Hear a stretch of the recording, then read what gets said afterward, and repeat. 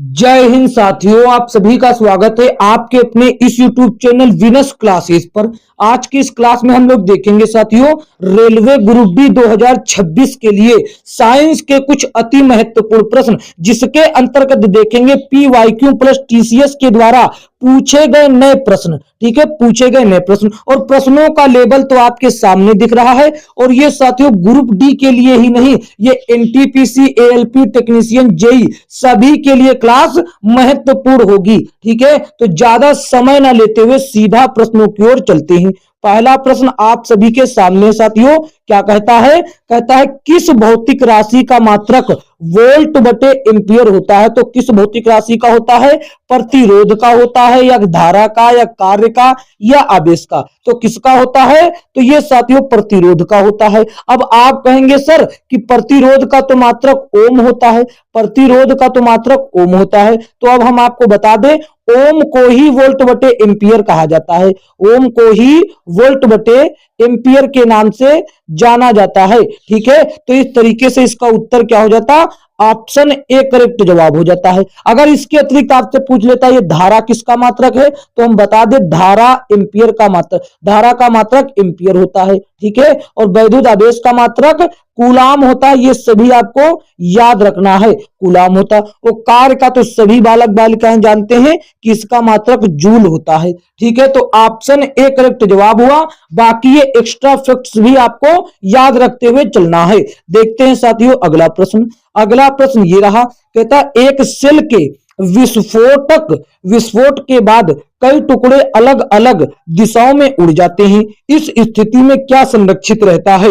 इस स्थिति में संवेग भैया सदैव संरक्षित रहता है प्रत्येक स्थिति में। तो ऑप्शन क्या हो गया? डी करेक्ट जवाब हो गया। ठीक है, देखते हैं अगला प्रश्न। अगला प्रश्न साथियों ये रहा, यहां पर देखिए प्रश्न संख्या 3 कहता है प्रकाश की गति अधिकतम निम्न में से किस माध्यम में होती है? तो प्रकाश की गति जो है अधिकतम किस माध्यम में होती? तो निर्वात में सबसे ज्यादा होती है। कहां पर? निर्वात में सबसे ज्यादा। ऑप्शन बी करेक्ट जवाब हो गया। देख लेते हैं अगला प्रश्न। अगला प्रश्न साथियों ये रहा, क्या कहता है? कहता है जब प्रकाश जल से होते हुए हवा में प्रवेश करता है तो उसका या उसकी क्या चीज बदल जाती है? तो जब साथियों प्रकाश जल से हवा में प्रवेश करता है तो उसका क्या बदल जाता है? उसकी चाल बदल जाती है। तो ऑप्शन सी करेक्ट जवाब हो जाता है। ठीक है, तो देख लेते हैं अगला प्रश्न। अगला प्रश्न साथियों देखेंगे ये रहा, क्या कहता है? कहता है कि प्रिज्म द्वारा इनमें से किस रंग की प्रकाश किरण का विचलन अधिकतम होता है? तो भैया सभी बच्चे जानते हैं कि बैगनी रंग का विचलन सबसे अधिक होता है और कम किसका? लाल रंग का सबसे कम विचलन होता है। ठीक है, तो ऑप्शन डी करेक्ट जवाब हो जाता है आपके प्रश्न का।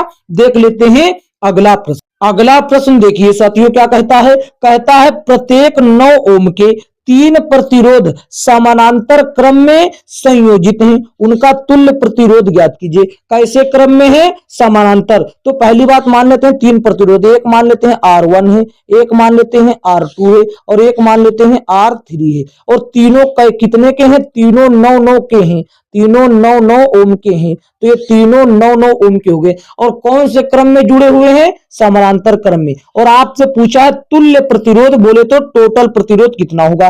तो जब समांतर क्रम में जुड़े होते हैं तो ये देखो मैंने मान लिया कि 1/R जो है इनका टोटल प्रतिरोध होगा। तो ये समांतर क्रम में जुड़े हैं तो साथियों इनको जोड़ा जाता है ऐसे, 1/R जो है वो बराबर होता है 1/R1 प्लस 1/R2। ठीक है, प्लस 1/R3। ऐसे इनको जोड़ लिया जाता है। तो यहां पर 1/R का मान क्या आ जाएगा? यहां पर देखो R1 का मान कितना है? आप कहेंगे 9, तो 1 में R1 का मान प्लस 1/R2 का मान, इसका भी 9, प्लस आप कहेंगे R3 का भी मान, तो सभी का 9 रख दिया। ठीक है, अब यहां पर आप देख रहे होंगे कि ये तीनों 9-9 है, इसीलिए अब आप यहां से देखिए यहां पर 1/R यहां पर बचा और ये तीनों 9-9 है और तीनों का एलसीएम हो जाएगा 9। ठीक है, और ऊपर 1-1 जुड़कर 3 हो जाएगा। हमको 1/R का तो मान चाहिए नहीं, हमको केवल R का मान चाहिए। तो ये क्रॉस मल्टीप्लिकेशन ऐसे ऐसे करके भी आप निकाल सकते हैं। कुल मिलाकर r का जो मान है वो साथियों 9/3 हो जाएगा, उलट जाएगा। ठीक है, तो यहाँ 3 से काट लेंगे, 3 एकम 3, 3 त्रिका 9, कितना आ गया, ये 3 ओम आ गया। तो 3 ओम इसका टोटल प्रतिरोध हो गया, 3 ओम। आशा करते आप समझ गए होंगे। इसका उत्तर जो है ऑप्शन बी हो गया, एकदम करेक्ट जवाब। ठीक है, तो देख लेते हैं अगला प्रश्न। अगला प्रश्न ये रहा, कहता है एक परिणामित्र का कोर पटलित क्यों होता। सबसे पहली बात आप बता दीजिए कि ये परिणामित्र क्या होता है, परिणामित्र किसको कहते हैं। परिणामित्र जो है साथियों ट्रांसफार्मर को कहा जाता है। किसको, ट्रांसफार्मर को परिणामित्र कहा जाता है, ये बात आप समझ लीजिए। और इसका जो साथियों कोर होता है वो पटलित क्यों बनाया जाता है, ताकि साथियों भंवर धारा हानि को कम किया जा सके, यानी कि ऑप्शन सी करेक्ट जवाब हो जाएगा। ठीक है, देख लेते हैं अगला प्रश्न। अगला प्रश्न साथियों देखेंगे, ये रहा प्रश्न संख्या 8। कहता है निम्नलिखित में से अलेक्जेंडर ग्राहम बेल के द्वारा किसका आविष्कार किया गया। तो अलेक्जेंडर ग्राहम बेल के द्वारा साथियों टेलीफोन का आविष्कार किया गया। ऑप्शन ए करेक्ट जवाब हो जाता है। ठीक है, option A is the right answer of this question. देखते हैं साथियों अगला प्रश्न। अगला प्रश्न ये रहा, क्या कहता है, कहता निम्नलिखित में से शरीर विज्ञान एवं चिकित्सा की वह शाखा कौन सी है जो पुरुषों के विशिष्ट रोगों एवं स्थितियों से संबंधित है। तो पुरुषों के विशिष्ट रोगों की शाखा को क्या कहा जाता है, उसको कहा जाता है एंड्रोलॉजी। क्या कहा जाता है, एंड्रोलॉजी कहा जाता है। ऑप्शन ए करेक्ट जवाब हो जाता है साथियों। ठीक है, अगर आपसे पूछ लेता एस्ट्रोलॉजी के अंतर्गत क्या होता है, तो क्रेफिश झींगा मछली का अध्ययन किया जाता है। इसके अंतर्गत झींगा मछली का अध्ययन होता है। और बाइकोलॉजी पूछ लेता, बाई इकोलॉजी, तो प्राकृतिक वातावरण में रहने वाले जीवों का अध्ययन बाइकोलॉजी के अंतर्गत किया जाता। अगर पूछ लेता डेस्मोलॉजी के अंतर्गत, तो साथियों शरीर की संरचना के अंतर्गत जो स्नायु बंधन होते हैं, हड्डी के जोड़ होते हैं, उनका अध्ययन डेस्मोलॉजी के अंतर्गत किया जाता है। इस प्रश्न का उत्तर ऑप्शन ए हो जाता है। देख लेते हैं अगला प्रश्न। अगला प्रश्न साथियों ये रहा, क्या कहता है कि मानव नरों में मौजूद लिंग गुणसूत्र XY है, इनके बीच क्या अंतर होता है। आप जानते हैं कि साथियों मादा में जो होते हैं, मादा में क्या पाए जाते हैं, डबल X पाए जाते हैं, और नर में क्या पाए जाते हैं, और आप ये भी जानते हैं कि नर में जो है X और Y पाए जाते हैं। ठीक है, तो ये X और Y जो अलग अलग गुणसूत्र है, इसमें क्या डिफरेंट होता है, प्रश्न आपसे ये पूछ रहा है। तो आपको हम बता दें, X गुणसूत्र बड़ा होता है जबकि Y गुणसूत्र छोटा होता है, यही इनके बीच अंतर होता है। ऑप्शन बी करेक्ट जवाब हो जाता है। ठीक है, तो देख लेते हैं अगला प्रश्न। अगला प्रश्न साथियों देखेंगे, ये क्या कहता है, कहता है भोजन नली की दीवारों के संकुचन और प्रसरण को किस गति का, कौन सी गति के नाम से जाना जाता है, या कौन सी गति कहा जाता है। ठीक है, तो भोजन नली की दीवारों के संकुचन और प्रसरण को क्या कहा जाता है, क्रमाकुंचन गति कहा जाता है।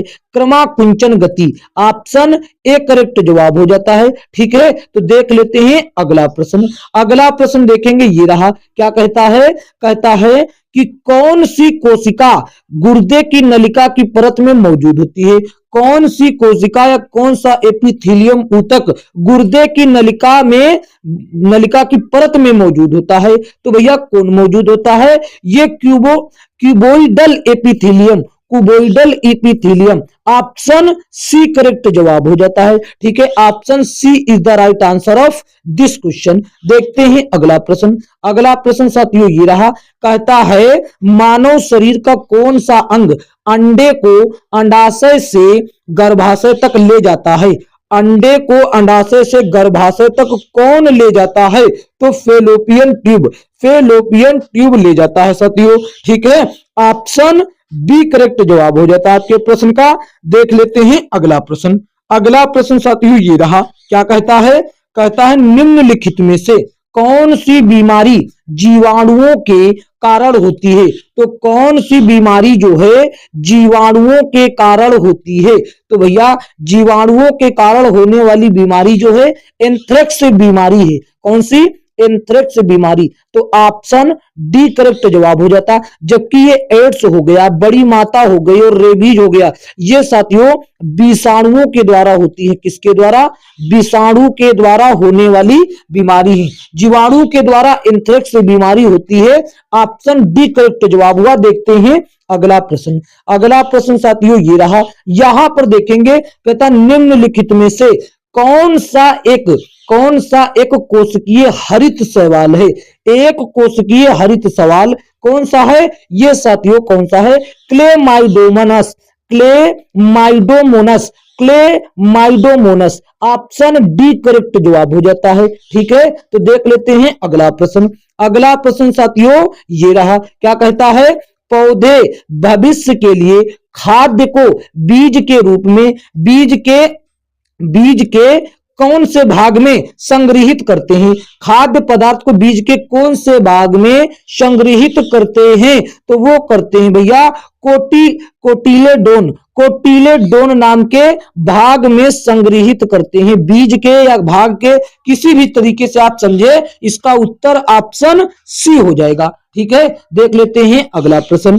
अगला प्रश्न ये रहा। क्या कहता है? कहता है फूल में पुष्प योनि क्या होता है? फूल में पुष्प योनि क्या होता है? तो मादा जनन तंत्र होता है।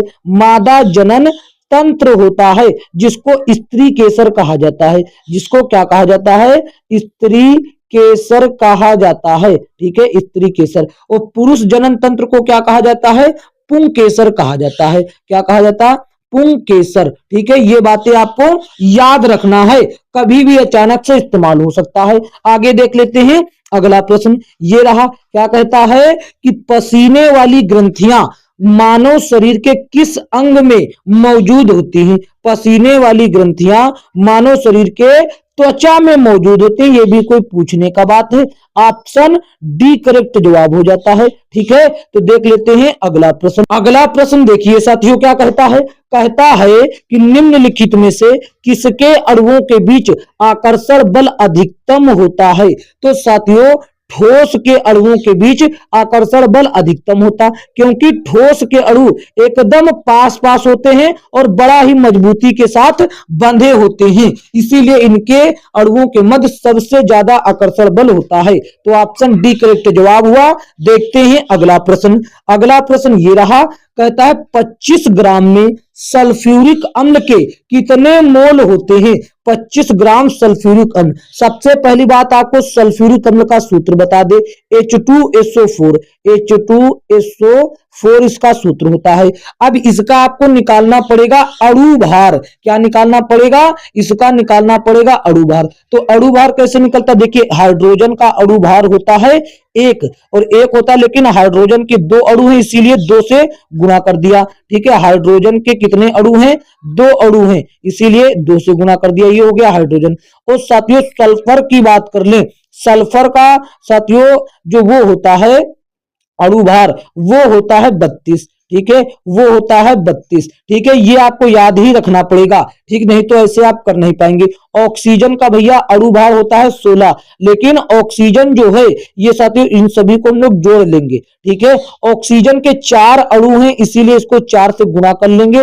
अब इसको जोड़ लेंगे। यहां पर देखो 2 से गुणा किया 2 आ गया, प्लस 32 का तो 32 रहेगा, और प्लस 16 का गुणा करेंगे 4 से तो हो जाएगा 64। इन सभी को जोड़ लेते, 32 और 2 34, 34 और 64 कितना हो जाएगा? 34 और 64 साथियों हो जाएगा 98। ऑप्शन में अभी 98 नहीं ढूंढना है आपको, ये तो इसका अणु भार हुआ। अब आपसे पूछा है कि मोल कितने होते हैं, तो मोल साथियों, मोल की संख्या बताने के लिए तो देखिए यहां पर पदार्थ की मात्रा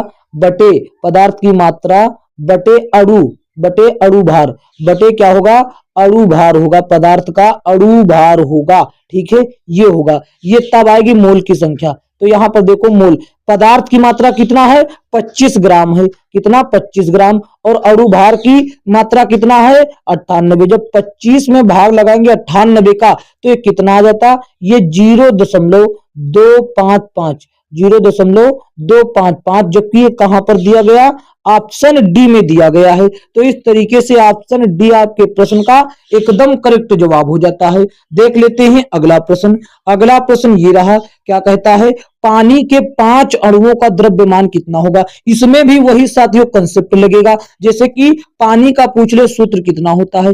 पानी का जो सूत्र होता है वो H2O होता है, ठीक है। इसी तरीके से हाइड्रोजन का भी बताया था, अणु भार 1 होता है, लेकिन इसके अणु 2 हैं तो यहाँ पर 2 हो गया। अब ऑक्सीजन का जो होता है साथियों वो 16 होता है, 16। तो यहाँ पर सिंपल सा इसको जोड़ लेंगे, ये 2 और 16 कितना हो जाएगा, ये हो गया 18। हमसे इसमें द्रव्यमान पूछा है, मोल नहीं पूछा, तो इसीलिए एक अणु का जो पानी के एक अणु होता है उसका जो द्रव्यमान होता है वो 18 होता। तो 5 का जानने के लिए 18 में गुणा कर देंगे 5 का, तो 18 पंचे कितना हो जाएगा, 90 हो जाएगा। 90 यूनिट इसका मात्रक हो जाएगा, सॉरी उत्तर हो जाएगा, कहां पर है, 90 यूनिट, ऑप्शन बी में है, ठीक है। आशा करते हैं आप ये भी समझ गए होंगे। देखते हैं साथियों अगला प्रश्न। अगला प्रश्न ये रहा, क्या कहता है, कहता सबसे बाहरी ऑर्बिट में किसमें किन 2 तत्वों में इलेक्ट्रॉन की संख्या समान होती है। इलेक्ट्रॉन की संख्या समान होती है, तो भैया आर्सेनिक और बिस्मथ में बाहरी कक्षा में जो संयोजी इलेक्ट्रॉन होते हैं उनकी संख्या समान होती। और कितने इलेक्ट्रॉन होते हैं, 5 इलेक्ट्रॉन साथियों होते हैं, ठीक है, 5 इलेक्ट्रॉन होते हैं। ऑप्शन क्या हो जाता है साथियों, डी करेक्ट जवाब हो जाता है, ठीक है। देख लेते हैं अगला प्रश्न। अगला प्रश्न ये रहा, क्या कहता है, N2 के अणुओं में कितना होता है, खाली स्थान होता है। नाइट्रोजन के 2 परमाणुओं के बीच आयनिक बंध, नाइट्रोजन के 2 परमाणुओं के बीच एकल बंध, नाइट्रोजन के 2 परमाणुओं के बीच दोहरा। भैया ना तो दोहरा, ना तो एकल, ना तो आयनिक, यहाँ पर तिहरा बांध होता है, ठीक है। कैसे यहाँ हो गया 1 N और ये हो गया 1 N, ये साथियों ट्रिपल बॉन्ड के माध्यम से जुड़े होते हैं, ऐसे ट्रिपल बॉन्ड के माध्यम से जुड़े होते हैं। ऑप्शन डी करेक्ट जवाब हो जाता है। देख लेते हैं अगला प्रश्न। अगला प्रश्न साथियों ये रहा, क्या कहता है इनमें से कौन सा विलयन पीएच पेपर को नीला कर देगा। तो कौन सा साथियों जो है विलयन पीएच पेपर को नीला कर देगा। देखिए सबसे पहली बात हमारी ये समझिए कि जो अम्ल होता है वो साथियों क्या करता है, नीले को लाल करता है, नीले विलयन पेपर को वो लाल कर देता है अम्ल, ठीक है, नीले को लाल कर देता है। इसका मतलब ये देखो एक अम्ल है, ठीक है, ये तो लाल करेगा, नीला कैसे कर सकता है। और ये भी एक अम्ल है, ये भी लाल करेगा, और ये भी एक अम्ल है, ये भी नीले को लाल करेगा, ठीक है, ये नीला नहीं कर सकेगा। जबकि साथियों क्षार क्या करते हैं, ये साथियों एक क्षार है सोडियम हाइड्रोक्साइड, यही इसका उत्तर हो जाएगा, यही नीला करेगा। क्षार क्या करता है, क्षार साथियों करता है लाल को नीला कर देता है, लाल को नीला कर देता है। तो नीला करने का काम किसका है, क्षार का, और क्षार केवल ऑप्शन ए में है, सोडियम हाइड्रोक्साइड, ठीक है। देख लेते हैं आगे साथियों देखेंगे ये रहा, कहता है शुष्क बर्फ क्या है। शुष्क बर्फ किसको कहते हैं, ठोस कार्बन डाइऑक्साइड को, NaCl स्फटिक को, 50 डिग्री सेल्सियस पर जमी बर्फ को, ठोस H2O को साथियों, ठीक है। तो इसका उत्तर साथियों आप अगर कमेंट के माध्यम से होमवर्क के तौर पर दें तो साथियों ज्यादा बेहतर रहेगा, ठीक है। और बाकी आपका इसका PDF अगर चाहिए तो इसके PDF के लिए साथियों आपको क्या करना होगा, आपको साथियों पहले इस क्लास को लाइक कर देना एक प्यारा सा, और इसको एक शेयर कर देना अपने दोस्तों में, और चैनल पर नए हैं तो वीनस क्लासेस यूट्यूब चैनल को सब्सक्राइब करके जुड़ जाना है और रोज क्लासेस लेना है, ठीक है। तो साथियों अगर आपको इसका PDF चाहिए, PDF बेहतरीन तरीके से उत्तर के साथ, तो आप नीचे दिए गए टेलीग्राम चैनल से जुड़ सकते हैं, लिंक डिस्क्रिप्शन में है, ठीक है। आपने देखा मैंने आपको शुरू से अंत तक पढ़ाया, ना कहीं लाइक करने, शेयर करने, कमेंट करने, इन सभी चीजों का जिक्र नहीं किया, लास्ट में कह दिया। और आपका मन हो तो करिएगा, अन्यथा कोई जो जबरदस्ती नहीं है। हमारा केवल उद्देश्य पढ़ाई पर फोकस करना होता है। तो ठीक है साथियों, मिलेंगे किसी अन्य क्लास में, तब तक के लिए जय हिंद जय भारत।